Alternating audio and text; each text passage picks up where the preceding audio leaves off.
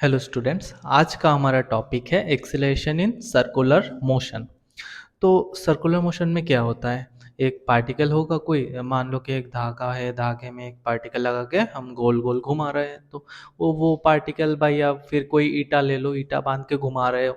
तो वो ईटा क्या कर रहा है? जिस पाथ में घूम रहा है, सर्कल में घूम रहा है, तो सर्कुलर मोशन कर रहा है। अब देखो, सर्कुलर मोशन में क्या होता है? एक्सीलरेशन। सर, एक्सीलरेशन अभी तक हम क्या समझते हैं? एक्सीलरेशन एक ऐसी चीज है जो वेलोसिटी को चेंज करवा देता है। अगर वेलोसिटी जिस तरफ जा रहा है, एक्सीलरेशन की डायरेक्शन भी उसी तरफ है, तो उसको हम बोलते हैं कि वेलोसिटी इंक्रीज होगा। अब मान लो कि वेलोसिटी जिस तरफ है, एक्सीलरेशन सर उल्टा डायरेक्शन में है। जैसे फॉर एग्जांपल आप किसी ईंटे को ऊपर फेंक के मारा। अब ऊपर फेंक के मारा, ग्रेविटी का एक्सीलरेशन जी तो डाउनवर्ड है, तो उसका वेलोसिटी स्लो होते होते होते टॉप मोस्ट पॉइंट में जीरो हो रहा है। ठीक।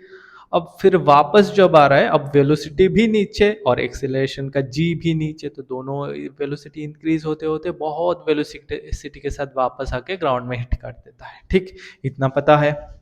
तो अब तब क्या होता है जब वेलोसिटी और एक्सीलरेशन एक ही डायरेक्शन या पैरेलल नहीं है? मतलब वेलोसिटी और एक्सीलरेशन पैरेलल भी नहीं है, और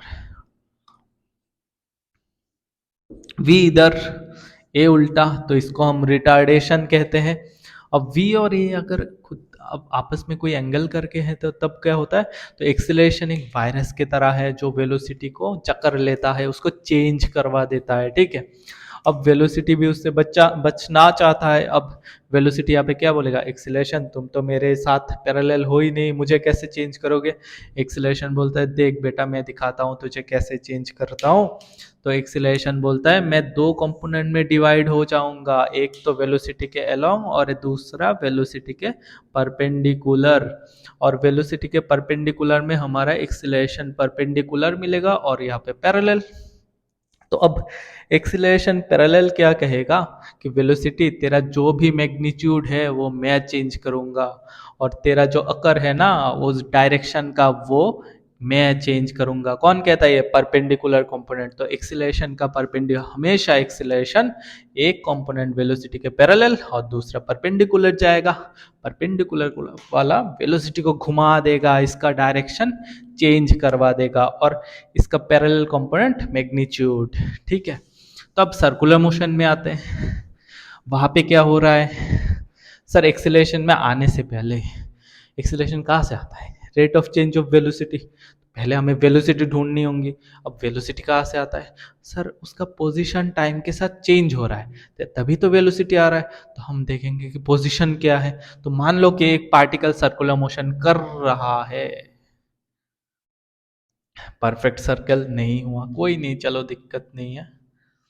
मान लेते हैं कि यहाँ पे हमारा एक्स एक्सिस और समथिंग यहाँ पे हमारा वाई एक्सिस है। तो एक पार्टिकल अपने सर्कुलर मोशन के जर्नी पे,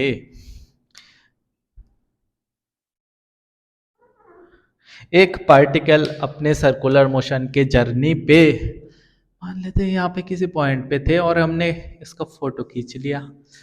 तो अगर इस पॉइंट पे है और इसने थीटा एंगल बना के यहाँ पे आया, एंटी क्लॉकवाइज मान लेते हैं, और इस सर्कुलर मोशन में जो धागा हमने बांध रखा था उसका लेंथ आर है, मतलब उसका रेडियस आर है।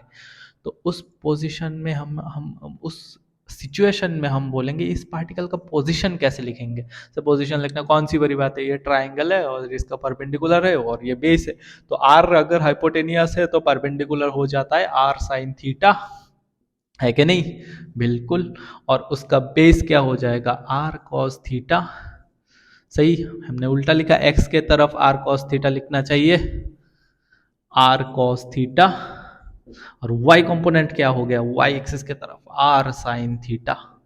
सही। बिल्कुल सही सर। तो अब बोले, तो तुमने कोऑर्डिनेट लिखा, हमें रेडियस वाला जो वेक्टर है पार्टिकल ने जो बना रखा है घूमते टाइम, वो बताओ। तो हमने बोला ये कौन सी बड़ी बात है? दो वेक्टर को हमने कैसे लिखते हैं? मान लो कि एक पॉइंट है x1, एक्स y1, ठीक है, और एक और पॉइंट है दूर कहीं पे x2, y2। तो इन दोनों का ज्वाइनिंग लाइन करके अगर मैं बोलूँ पॉइंट ओ से पॉइंट पी तक वेक्टर को कैसे लिखोगे, तो बच्चे कैसे लिखते हैं, x2 - x1 आई कैप, सर एक्स कोऑर्डिनेट का चेंज हुआ आई कैप में, प्लस y2 - y1 जे कैप। बिल्कुल सही, ऐसे लिख। यहाँ पे भी कौन सी बड़ी बात है, इसको अगर 0,0 मान लेते हैं तो इसका रेडियस वेक्टर हम आसानी से लिख सकते हैं। तो ये बात याद रखना, जब इसका वेक्टर मैं लिख रहा हूँ यहाँ पे हमने ओरिजिन मान रखा है। तो यहाँ पे देखो, रेडियस वेक्टर को हम सिंपली स्मॉल आर वेक्टर से लिखते हैं, जिसका मैग्नीट्यूड हमने कैपिटल आर दे रखा है। तो अगर लिखना चाहें तो क्या लिखें, r cos theta minus zero. Sir r cos theta minus zero, बिल्कुल। तो r cos theta minus zero नहीं लिखते हैं, तो ये आई कैप में जाएगा और जे कैप में r sine theta minus zero. तो आ गया r sine theta j cap, सही। और सर ये जो रेडियस है इसका यूनिट वेक्टर को देखें क्या होता है। यूनिट वेक्टर हमें क्या देता है, डायरेक्शन। तो ये रेडियल वाला डायरेक्शन दे देगा सिंपली। देखते हैं सर इसका यूनिट वेक्टर क्या आता है। तो इसका यूनिट वेक्टर आएगा इसका वेक्टर डिवाइडेड बाय मैग्नीट्यूड। ये हमने वेक्टर में सीखा ही था, सीखे हो ना। तो देखो मॉड आर क्या होगा सर, मॉड आर तो रूट अंडर दिस, देखो मॉड आर हो जाएगा root under r square cos square theta plus r square sine square theta. तो यहाँ पे क्या होगा, cos square sine square one, तो सिंपली तो आर ही है ना, इस वेक्टर का मैग्नीट्यूड तो आर ही आ रहा है, तो आर से आर डिवाइड कर देंगे तो आर आर यहाँ पे कट जाएगा। तो क्या रहेगा, कॉस थीटा आई कैप और साइन थीटा जे कैप करके देखो, ऐसा ही आना है। अब सर तो आर कैप क्या है, हमने वो ढूंढ लिया है कि हमारा रेडियस क्या है। भाई पार्टिकल तुम जो सर्कुलर मोशन कर रहे हो तुम कहाँ पे हो और तुम कौन सी डायरेक्शन में डायरेक्टेड हो, वो हमने निकाल दिया। तो सर पोजीशन मिल गया, अब तो काम नेक्स्ट काम क्या होना चाहिए, पोजीशन निकाल के। पोजीशन चेंज हो रहा है, पोजीशन का जो मैग्नीट्यूड है वो नहीं चेंज हो रहा है, डायरेक्शन चेंज हो रहा है, इसलिए हमने डायरेक्शन निकाला, ठीक है। अब पूरा का पूरा हम पोजीशन वेक्टर का अगर टाइम के साथ डेरिवेटिव डिफरेंशिएशन कर दे तो क्या आना चाहिए, वेलोसिटी। पोजीशन कैसे चेंज होता है टाइम के साथ, वही तो देता है ना वेलोसिटी। ठीक है, तो अगला देखते हैं। अब वेलोसिटी देखने से पहले एक बात और जान लेते हैं कि सर ये तो है हमारा समथिंग वेक्टर आया आर कैप, इसको हमने एक नाम दिया है, इसको नाम दिया है कि ये रेडियल वाला, ई से नाम दिया है, कन्वेंशनल है। हम बोलते हैं कि सर ये रेडियस के बराबर, मतलब डायरेक्शन पे आउटवर्ड साइड पे एक यूनिट वेक्टर है, तो रेडियल वेक्टर, ठीक है। अब एक और चीज़ है, वेक्टर है जो हम डिफाइन करना चाह रहे हैं, इसका परपेंडिकुलर में अगर कुछ ड्रॉ करते तो ये टेंजेंट हो जाता है। अब ये टेंजेंट हो जाता है तो टेंजेंट का डायरेक्शन क्या हो रहेगा, हम इसको ई टी कैप से लिखते हैं। तो ई टी कैप को क्या लिखेंगे, देखो ई आर को, इसका मैग्नीट्यूड तो वन है। अब ई टी कैप अगर यूनिट वेक्टर लिखना चाहे तो इसका मैग्नीट्यूड भी वन होगा। तो इसको 90 घुमा दो ना यार, सर्कल में रेडियस और टेंजेंट 90 डिग्री में होता है, 90 पे घुमा दो तो हमारे ई टी आएगा। 90 में घुमाना मतलब क्या है सर, थीटा के साथ और 90 जोड़ो। तो यहाँ पे कॉस थीटा के साथ 90 जोड़ोगे तो क्या आएगा, cos theta plus 90 minus sine theta i cap, और साइन थीटा प्लस 90 मतलब pi by two cos theta j cap. तो सर हमने टेंजेंशियल डायरेक्शन में भी यूनिट वेक्टर निकाल लिया है, एडवांस में बहुत काम कर रखा है। अब देखते हैं क्या होता है, वेलोसिटी है हमारा टारगेट, ठीक है। यहाँ से हम क्या करते हैं, इन दोनों यूनिट वेक्टर को साइड में रखते हैं। कहाँ पे है ये यार,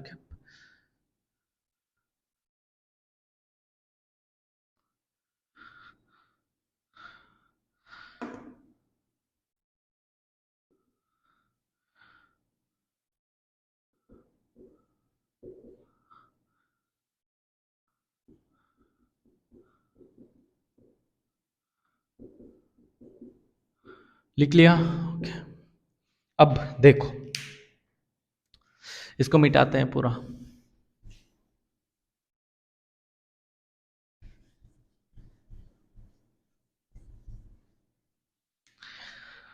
और पोजीशन वेक्टर जो है ना, हमारा पोजीशन वेक्टर क्या था, सर पोजीशन वेक्टर हमने लिखा था vector r equals to r cos theta, r common रखते हैं, r cos theta i cap plus sine theta j cap. अभी मिटाया था, अभी फिर से लिख दिया, कोई बात नहीं। अब देखो इसको ही टाइम के साथ डेरिवेटिव मतलब डिफरेंशिएशन करेंगे तो हमारा वेलोसिटी आना चाहिए। अब ये कौन सा वेलोसिटी है सर? वेलोसिटी का कौन सा कंपोनेंट है सर? ये पूरा का पूरा नेट वेलोसिटी है, ठीक है। तो इसका आर तो कांस्टेंट आ गया सर। यहाँ पे कौन चेंज हो रहा है टाइम के साथ? थीटा। थीटा चेंज हो रहा है टाइम के साथ, तो अगर थीटा चेंज हो रहा है तो सर कॉस थीटा का डेरिवेटिव तो करना होगा, साथ में थीटा का भी डेरिवेटिव करना होगा। क्यों? देखते हैं। सर आर कांस्टेंट बाहर आ गया, अब करते हैं थीटा का डेरिवेटिव। कॉस थीटा का डेरिवेटिव कौन बताएगा? माइनस साइन थीटा, आपको सब कुछ आता है। अब थीटा को हमने टाइम के रेस्पेक्ट में डेरिवेटिव किया, जो कि अब थीटा कह रहा है हम तो थीटा के रेस्पेक्ट में ही डेरिवेटिव हो सकते हैं। तुमने टाइम के रेस्पेक्ट में कर दिया तो गलती सुधारो बोल रहे, ठीक है हम गलती सुधार दिया चेन रूल करके। और यहाँ पे प्लस में और आना चाहिए क्या? आर तो कॉमन हो गया, हम इसको पूरा का पूरा ब्रैकेट में रखते हैं। यहाँ पे साइन थीटा का डेरिवेटिव क्या हो जाएगा? कॉस थीटा, साथ में फिर से डी थीटा डी टी और साथ में जे कैप, ठीक। ओके, अब देखो ये जो D theta D T, sir theta क्या है? थीटा होता है एंगुलर डिस्प्लेसमेंट। एंगुलर डिस्प्लेसमेंट अगर थीटा होता है तो sir D theta D T क्या देगा हमें को? Omega. What is omega sir? Sir angular velocity. तो डी थीटा डी थीटा अगर एंगुलर वेलोसिटी होता है हम इसको बाहर लाते हैं तो आर ओमेगा, और अंदर क्या है? Minus sine theta i cap यहाँ पे भूल गया लिखना, आई cap plus cos theta j cap. सही, ठीक, कोई गड़बड़ है ही नहीं। तो सर ये तो मैंने कहीं पे देखा था, यहाँ पे देखा था सर, ये तो ई टी कैप है, मतलब टेंजेंशियल डायरेक्शन में मुझे दिखा रहा है, मतलब वेलोसिटी टेंजेंशियल डायरेक्शन में है। अरे हाँ सर, बिल्कुल है। अब यहाँ पे जो घूम रहा है ये वर्टिकल सर्कुलर मोशन पे, इसका सर एक वेलोसिटी जो हो रहा है ना वो टेंजेंशियल डायरेक्शन में हो रहा है। इसका मतलब देखो वेलोसिटी हमें क्या मिल गया sir? R omega e t cap, ये है आर ओमेगा वी का मैग्नीट्यूड। अब वेलोसिटी का मैग्नीट्यूड को हम कहते हैं स्पीड सर। अब स्पीड कैसे लिखते हैं? R omega v equals to r omega, sir ये स्पीड है। और वेलोसिटी का direction sir e t cap इधर पे ही है, वी वेक्टर, ठीक। अब सर एक्सीलरेशन को देखना चाहिए, तो एक्सीलरेशन क्या देता है हमें? डी वी डी टी करते हैं। तो एक्सीलरेशन का कौन सा कंपोनेंट देगा? रेडियल, टेंजेंशियल या कुछ कंपोनेंट? सर नेट कंपोनेंट देना चाहिए। क्या क्या हमने?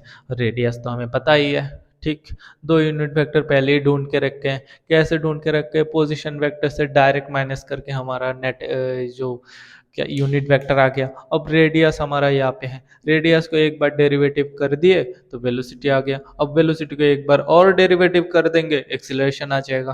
तो ये सर सर सर्कुलर मोशन में ये जो एक्सीलरेशन का पार्ट है वो ठीक समझ में नहीं आता है, तो ऐसा होना नहीं चाहिए और आज के बाद ना ही आप भूलोगे। तो एक्सीलरेशन को देखो, चलो सर करते हैं डेरिवेटिव जिसमें हम बिल्कुल भी एक्सपर्ट है नहीं, ठीक। चलो एक्सीलरेशन देखो, v को डी वी डी टी आना चाहिए। डी वी डी टी अगर लिखेंगे तो सर यहाँ पे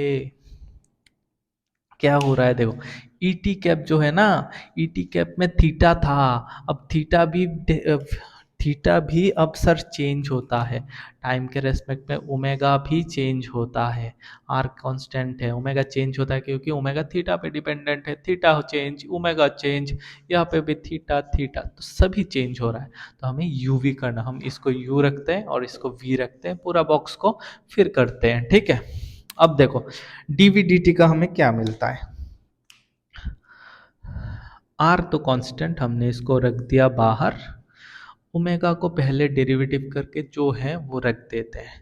तो ओमेगा को डेरिवेटिव करेंगे तो डी ओमेगा डी टी, और साथ में कौन है? ई टी कैप, वही है ना, ब्रैकेट में पूरा नहीं लिखते हैं क्योंकि इसको डेरिवेटिव नहीं कर रहे हैं। तो ई टी कैप रह गया। अब साथ में अब ई टी कैप का डेरिवेटिव होगा और साथ में कौन रह जाएगा, ओमेगा। ई टी कैप का डेरिवेटिव डायरेक्ट करते हैं, तुम कर सकते हो बिल्कुल। साइन थीटा का डेरिवेटिव होता है सर कॉस थीटा, तो यहाँ पे आना चाहिए minus cos theta. Sir theta को डेरिवेटिव कर दिया टी के रेस्पेक्ट में, जो कि जायज नहीं है, गलती सुधारो करके डी थीटा डी टी। सही। साथ में आई कैप कॉस थीटा का derivative sir minus sine theta, ये तो हमने बचपन से ही सीख के रखा है, लिख दिया सेम टू सेम। अब एक चीज देखो सर, ये जो D omega D T, sir ये एंगुलर वेलोसिटी का रेट ऑफ चेंज है, टाइम के रेस्पेक्ट में एंगुलर वेलोसिटी का रेट ऑफ चेंज, वो क्या होगा, एंगुलर एक्सीलरेशन। उसको हम लिखते हैं एक नया क्वांटिटी से, अल्फा, अल्फा से, ठीक है। तो सर यहाँ पे हो गया आर, यहाँ पे हो गया अल्फा, यहाँ पे हो गया ई टी कैप, जो कि टेंजेंशियल डायरेक्शन में यूनिट वेक्टर है। और सर एक और पार्ट आ चुका है, क्या क्या क्या, सर यहाँ पे ओमेगा बाहर निकलेगा, D omega D T omega, D omega D T omega, दोनों ओमेगा बाहर आएगा तो ओमेगा स्क्वायर हो गया। तो ओमेगा यहाँ पे अगर स्क्वायर हो जाता है, अरे बार बार नहीं, एक ही कलर क्यों आ रहा है। तो जीवन में सर्कुलर मोशन अगर है तो बस यहाँ पे दो एक्सीलरेशन निकलेगा, डरने का नहीं है आज के बाद, ठीक। ओमेगा स्क्वायर, और सर अंदर के वेक्टर को लिख के ही बताओ ना सर, इतना डायरेक्ट क्यों करते हो। आई कैप प्लस माइनस को हम सीधा बाहर निकाल देते हैं, ठीक है, या माइनस बाहर निकाल दिए, साइन थीटा जे कैप।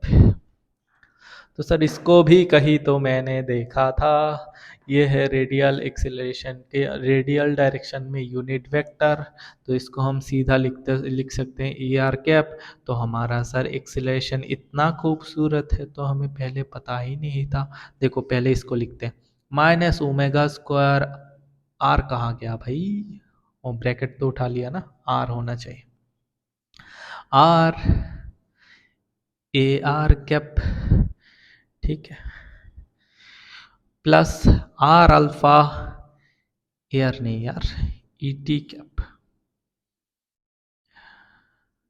यार कैप टी कैप, सही, ई आर कैप ही हमने लिखा है यहाँ पे। देखो तो पूरा प्रोसीड्यूर में बस दो डेरिवेटिव और आखिरी में एक्सीलरेशन ये। अब एक्सीलरेशन को हमें समझना चाहिए, इतना आ गया उतना तो बड़ी बात नहीं है, लेकिन अभी समझना ही है सबसे इम्पोर्टेंट काम। देखो यहाँ पे ई आर कैप जो है ना, कहाँ पे डायरेक्शन है सर, बाहर की तरफ, तो माइनस ई आर कैप का डायरेक्शन कहाँ पे होगा सर, अंदर के तरफ। और अंदर के तरफ जो एक्सीलरेशन का कंपोनेंट है उसको हम बोलेंगे, उसको हम बोलेंगे, ऊपर वाला मिटा देते हैं, डिराइव वाला आप उतार लो अच्छे से समझ के, हम यहाँ से मिटाते हैं, ठीक, ओके। अब देखो एक्सीलरेशन हमारा सर क्या आया finally, minus omega square R E R cap plus alpha R E t cap, ठीक। ये देता है हमारा रेडियल डायरेक्शन के ऑपोजिट माइनस है, तो हम बोलेंगे कि सर ये रेडियल एक्सीलरेशन है, ठीक। और ये जो है ना सर, ये अल्फा आर जो है ई टी कैप के डायरेक्शन, इट है टेंजेंशियल, तो मतलब सर यहाँ पे भी एक हो रहा है एक्सीलरेशन, इसको हम बोलेंगे ए टेंजेंशियल, ठीक, ए टेंजेंशियल। अब देखो, अब अगर हम ए नेट को निकालना चाहे तो दोनों तो परपेंडिकुलर है, तो सर्कल को देखो, गौर से देखो, अब सर्कल को हम थोड़ा डिटेल में देखते हैं।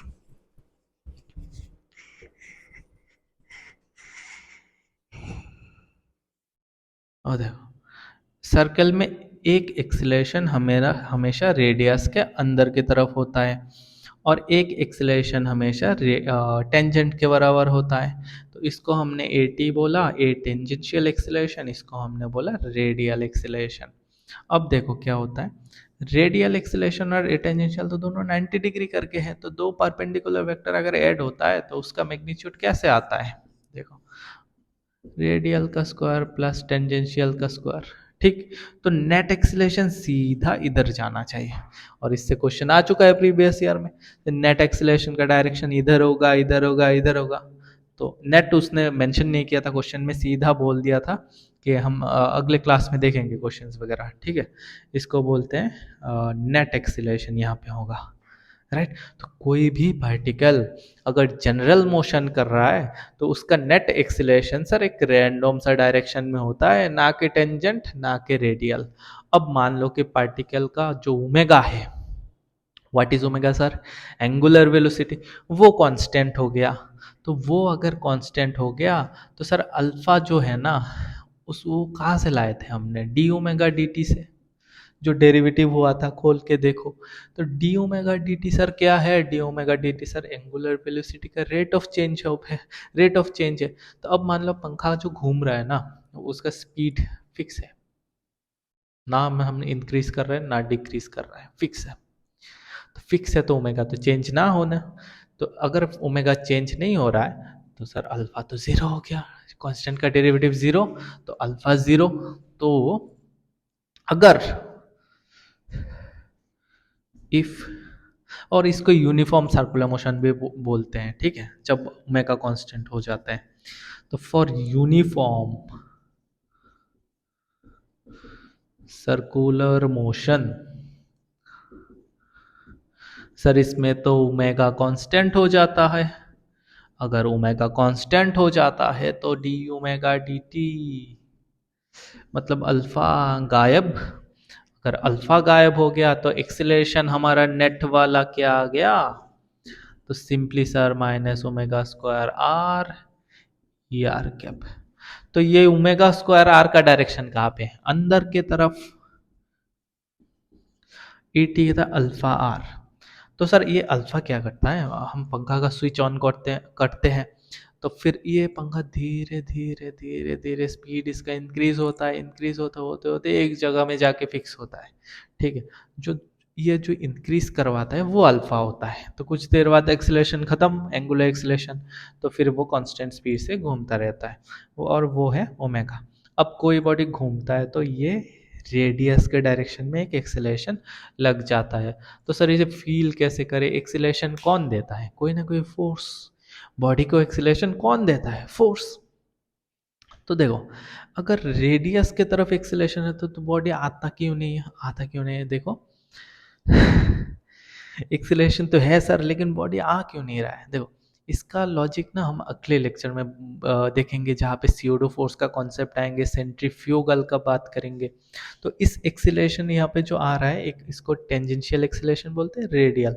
तो रेडियल एक्सीलरेशन का एक और नाम है, इसको बोलते हैं सेंट्रीपिटल। तो सेंट्रीपिटल फोर्स ना बाहर के एक सेंट्रीफ्यूगल से बैलेंस होता है, इसलिए पार्टिकल आ नहीं पाता। लेकिन फोर्स तो होता है, फोर्स तो होता है तो एक्सीलरेशन भी होता है। देखो मान लो रस्सी से घुमा रहे हो तो रस्सी टाइट हो जाता है ना, रस्सी एक रस्सी से ऐसे घुमाओगा वो किसी पार्टिकल, और रस्सी टाइट हो जाए तो रस्सी रस्सी में क्या आया, टेंशन फोर्स। तो अब ये टेंशन फोर्स उस पार्टिकल को क्यों नहीं ला पा रहा है, खींच तो रहा है, क्योंकि बाहर की तरफ भी उसे कोई खींच रहा है, और जो बाहर की तरफ खींच रहा है उसको बोलते हैं सेंट्रीफ्यूगल। और वो क्यों आता है, वो सर हम अगर उस एक्सीलरेटेड फ्रेम के रेस्पेक्ट में देखेंगे तो वो स्यूडो फोर्स होता है एक टाइप का। इसका डिटेल हम अगले लेक्चर में देखेंगे, ठीक है। अब बस यहाँ तक बात करते हैं। सर एक्सीलरेशन एक रेडियल का होता है और उसका वैल्यू होता है ओमेगा स्क्वायर आर। आर क्या होता है, रेडियस होता है, उसका वैल्यू होता है ओमेगा स्क्वायर आर। ठीक, और एक टेंजेंशियल होता है, नेट ऐसा होता है। अब टेंजेंशियल ना हो तो only acceleration omega square by omega square into r ही होगा, जो रेडियस के तरफ होगा। ठीक, अब देखो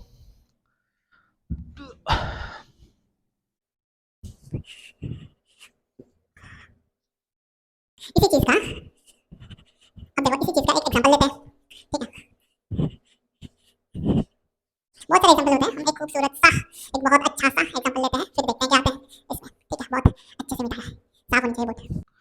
अब देखो हमने एक क्वेश्चन ले लिया। अब क्वेश्चन कहने को तो इतना आसान क्वेश्चन हमने नहीं लिया, बट इसको करते करते हम समझ जाएंगे और आसान इसको बनाएंगे कैसे कॉन्सेप्ट्स यूज हो रहा है। देखो, बोल रहा है कि एक पार्टिकल है जो परफॉर्म कर रहा है circular motion with constant angular acceleration. तो सर यहाँ पे एंगुलर एक्सीलरेशन है, एंगुलर एक्सीलरेशन जब होता है तो पार्टिकल का स्पीड धीरे धीरे इंक्रीज होता है, ऐसे इंक्रीज होता है, इंक्रीज होता है, इंक्रीज होते होते होते होते बहुत बढ़ जाता है, ठीक है। तो आफ्टर स्टार्टिंग फ्रॉम रेस्ट, शुरू में ऐसे चुप था, उसके बाद धीरे धीरे इंक्रीज होना स्टार्ट किया। अब find the time when net acceleration makes an angle of 37 degree. Net acceleration कहाँ पे होता है सर? सर ऐसे टेंजेंशियल, ऐसे रेडियल, और नेट वाला ऐसे कोई डायरेक्शन में होता है। अब net acceleration makes an angle of 37 degree, किसके साथ? रेडियल वाले के साथ। तो नेट वाला और रेडियल वाला 37। तो सर ये एंगल चेंज क्यों होगा, देखते हैं चलो। ये हो गया हमारा खराब सा सर्कल। तो अब इस सर्कल में रेडियस हमें दे रखा है 2 मीटर। तो जनरली कितने एक्सीलरेशंस होते हैं? हम बोलेंगे इधर है एक, कितना है? रेडियल वाला ओमेगा स्क्वायर आर। टेंजेंशियल वाला कितना है? Alpha into r. याद करके देखो, दोनों लिखा हुआ है, ठीक है। अब यहाँ पे बोल रहा है कि ये जो नेट वाला है, हम अगर रेस्ट से मोशन स्टार्ट हुए तो नेट वाला कब यहाँ पे रेडियल के साथ 37 डिग्री करेंगे, वो टाइम क्या है, ठीक है। तो शुरू में तो कोई एक्सेलरेशन नहीं, फिर मोशन धीरे धीरे स्टार्ट हो रहा है। तो सर ये एंगल ना टाइम के साथ चेंज क्यों होगा? एटी तो अल्फा, अल्फा तो कांस्टेंट है, अल्फा कांस्टेंट है, आर फिक्स है, तो एटी तो फिक्स है। तो इसका तो ना कुछ चेंज होने वाला, इसका मैग्नीट्यूड तो फिक्स हो रखा है एटी का। सर ये जो अल्फा के वजह से, अल्फा क्या होता है? D omega D T. इसके वजह से ये ओमेगा चेंज हो रहा है। अगर ओमेगा चेंज होता है तो ओमेगा स्क्वायर आर चेंज होता है, तो ए रेडियल चेंज होता है। ए रेडियल चेंज होता है तो सर एक वेक्टर का दो कंपोनेंट है, एक कंपोनेंट अगर चेंज होता रहेगा तो वेक्टर तो चेंज ही होगा, और उसके साथ में उसका डायरेक्शन भी शिफ्ट होता रहेगा। इसलिए ये एंगल शुरू में 37 नहीं होगा, शुरू में कुछ चेंज वगैरह होगा। शुरू में ये तो रहेगा नहीं, जैसे जैसे ओमेगा स्क्वायर आर बढ़ता रहेगा तो ये ऐसे ऐसे ऐसे ऐसे ज़्यादा वाला कंपोनेंट की तरफ आता रहेगा, नेट वाला, ठीक है। तो ओमेगा जितना ज़्यादा होगा उतना ही पास आता रहेगा, स्पीड जैसे जैसे इंक्रीज होगा, ठीक। तो कौन से टाइम में 37 आता? तो अप्रोच करते हैं क्वेश्चन को। क्वेश्चन का एसेंस समझ में आ गया? एसेंस समझना फिजिक्स का सबसे इम्पोर्टेंट बात होता है, ठीक है। Thought process, behind thought process, ऐसा क्यों होगा, क्यों यहाँ पे 37 में ही बोल रहा है, कैसे चेंज होगा एंगल, ठीक, ओके। तो देखो, हमेशा बिहाइंड द सीन जाना चाहिए क्वेश्चन का पढ़ते टाइम, तभी एग्जाम में हम मतलब बहुत फास्ट रिएक्ट कर पाएंगे, कॉन्सेप्ट बेस तक ग्रह हो जाएगा। तो अब देखो यहाँ पे, तो सर ये तो हमें तो रेडियल वाला चाहिए होगा, तो रेडियल वाला में ओमेगा होता है। तो मान लेते हैं कि ये घटना लेट टी टाइम के बाद होता है, ठीक है। तो टी टाइम के बाद ओमेगा क्या होगा? Sir omega equals to omega final equals to omega initial plus alpha t. तो यहाँ पे देखो सर, ये कौन सा था? v equals to u plus a t, यहाँ पे भी एप्लीकेबल है। तो ओमेगा हमारा टी टाइम बाद, ओमेगा इनिशियल पर रेस्ट पे था तो 0 प्लस 2t, तो ओमेगा हमारा हो गया सर 2t रहेगा। अगर ओमेगा 2t रहेगा तो रेडियल एक्सीलरेशन क्या रहेगा sir? Omega square r. R तो हमारा 2 है जो दे रखा है इन्होंने, तो यहाँ पे हो गया 2t स्क्वायर इंटू 2, यहाँ पे हो गया 8t स्क्वायर, है ना। 4 4 2 8t, फाइन। अब देखो भाई, जब 37 डिग्री करेगा तो एक्सीलरेशन का ये टेंजेंशियल पार्ट, ये अल्फा आर मतलब 2r, ठीक है, ये 2r पार्ट, और ये रेडियल पार्ट जो कि है 80। अब ये 37 कर रखा है, अब ये 80 है तो ये भी 80 है, तो 80 बाई ए आर जो है वो क्या देगा? Tan theta sir, perpendicular by base. तो मीन्स 80/AR जो हमें दे रहा है वो 1037 डिग्री दे रहा है। अगर ये 1037 डिग्री दे रहा है तो हम आसानी से 1037 का वैल्यू क्या होता है सर? साइन 37/cos 37 जो कि होगा 3/4, है ना? आपको बता नहीं तो सीख लीजिए आज ही। और देखो ये कहीं पे भी कोई दिक्कत है तो कमेंट करना, मैं ज़रूर आंसर करूँगा। और देखो बिठा देते हैं सर, ए टेंजेंशियल मतलब अल्फा आर जो कि है 2r, और ए रेडियल जो है हमने निकाला है 80। ठीक है,